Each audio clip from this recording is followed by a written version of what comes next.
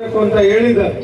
ಅದ್ರ ಆತನ್ನ ಮಾಡ್ಲಿಕ್ಕೆ ತಾವೆಲ್ಲರೂ ಸೇರಿ ಅದಕ್ಕೆ ಒಂದು ಎಸ್ಟಿಮೇಟ್ ಅನ್ನ ಮಾಡಿ ಯಾರು ಕೆಲಸವನ್ನ ಮಾಡ್ತಾರೆ ಅನ್ನೋ ನಿಟ್ಟಿನಲ್ಲಿ ನೀವು ಮಾಡಿದ್ದೆ ಆದರೆ ಅದರ ಸಂಪೂರ್ಣ ವೆಚ್ಚವನ್ನ ನಾನೇ ಬರ್ತಕ್ಕಂಥ ಕೆಲಸವನ್ನ ಸಹ ಮಾಡ್ತೇನೆ. ಅದರ ಜೊತೆಯಲ್ಲಿ ಈಗ ತಾನೇ ನಮ್ಮ ರವೀಂದ್ರ ಅವರು ಹೇಳಿದ್ರು ಇಲ್ಲೊಂದು ಬೋರ್ವೆಲ್ ವ್ಯವಸ್ಥೆಯನ್ನ ಮಾಡಬೇಕು ಅಂತ. ಅಕಸ್ಮಾತ್ ಸರ್ಕಾರದಿಂದ ಆಗಿಲ್ಲ ಅಂದ್ರೂ ಸಹ ನಾವೇ ಬೋರ್ವೆಲ್ ಅನ್ನ ಕೊರೆದು ಅಳವಡಿಸ್ತಕ್ಕಂಥ ಕೆಲಸವನ್ನು ನಾವು ಮಾಡಬೇಕು ಅಂತ ಹೇಳ್ಬಿಟ್ಟು ಈ ಸಂದರ್ಭದಲ್ಲಿ ತಮ್ಗೆಲ್ಲರಿಗೂ ಹೇಳಿ ಈಗಾಗಲೇ ಎಲ್ಲ ಮುಖಂಡರು ಸಹ ಹೇಳಿದ್ದಾರೆ. ಕಾಡುಗೊಲ್ಲರ ಸ್ಥಿತಿಗತಿಗಳ ಬಗ್ಗೆ ಅಧ್ಯಯನ ಆಗಿದೆ. ಆದರೂ ಸಹ ಎಲ್ಲೋ ಒಂದ್ ಕಡೆ ನಾವೆಲ್ಲರೂ ಒಗ್ಗಟ್ಟಿನ ಕೊರತೆಯಿಂದ ಇವತ್ತು ಸಹ ನಮ್ಮ ಒಂದು ಕಾರ್ಯಕ್ಕೆ ಹಿನ್ನಡೆ ಆಗ್ತಾ ಇದೆ ಅನ್ನೋ ನಿಟ್ಟಿನಲ್ಲಿ ನಾನು ಸಹ ಭಾವಿಸಿದ್ದೀನಿ. ಯಾಕೆ ಅಂತಂದ್ರೆ ಇಲ್ಲಿರ್ತಕ್ಕಂಥ ಎಲ್ಲ ಸರ್ಕಾರಿ ನೌಕರರಿರ್ಬೋದು, ಹಿರಿಯ ಬುದ್ಧಿಜೀವಿಗಳಿರ್ಬೋದು, ಅವ್ರು ಯಾರು ಸಹ ಒಗ್ಗಟ್ಟಾಗಿ ಈ ಕೆಲಸವನ್ನ ಮಾಡ್ಲಿಕ್ಕೆ ಇದುವರೆಗೂ ಸಹ ಒಗ್ಗಟ್ಟಾಗಿ ಬರ್ತಾ ಇಲ್ಲ. ನಾವು ಬರ್ತೀವಿ ನಮ್ದೊಂದು ಸಂಘ ಅಂತ ಹೇಳ್ಬಿಟ್ಟು ಅವ್ರ ಸಂಘ ಅವ್ರು ಏನೋ ಮಾಡ್ಕೊಂಡು ಹೋಗ್ತಾರೆ ಅನ್ನೋ ನಿಟ್ಟಿನಲ್ಲಿ ಆಗ್ತಾ ಇದೆ ವಿನಃ ಎಲ್ಲರೂ ಸೇರಿ ಒಟ್ಟಿಗೆ ಒಂದು ನಿರ್ಣಯವನ್ನು ತಗೊಂಡು ಪಕ್ಷಾತೀತವಾಗಿ ಮಾಡಬೇಕು ಅನ್ನೋ ಭಾವನೆ ಇವತ್ತು ಯಾರಿಗೂ ಸಹ ಇಲ್ಲ, ನನಗೂ ಸೇರಿ.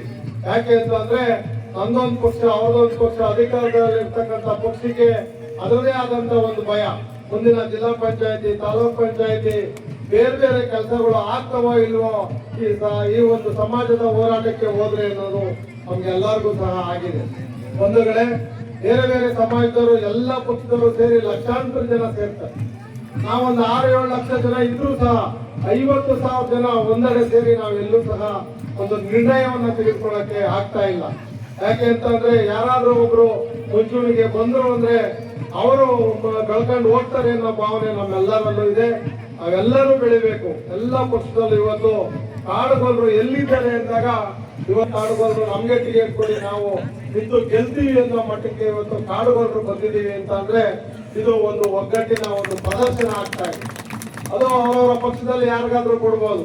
ಅದು ನಾವೆಲ್ಲರೂ ಒಗ್ಗಟ್ಟಾದ್ರೆ ಈ ಸಮಾಜದ ಏಳಿಗೆಗೆ, ಸಮಾಜದ ಶಿಕ್ಷಣಕ್ಕೆ ಒತ್ತನ್ನು ಕೊಡ್ತಕ್ಕಂಥ ಕೆಲಸ ಆಗ್ತದೆ.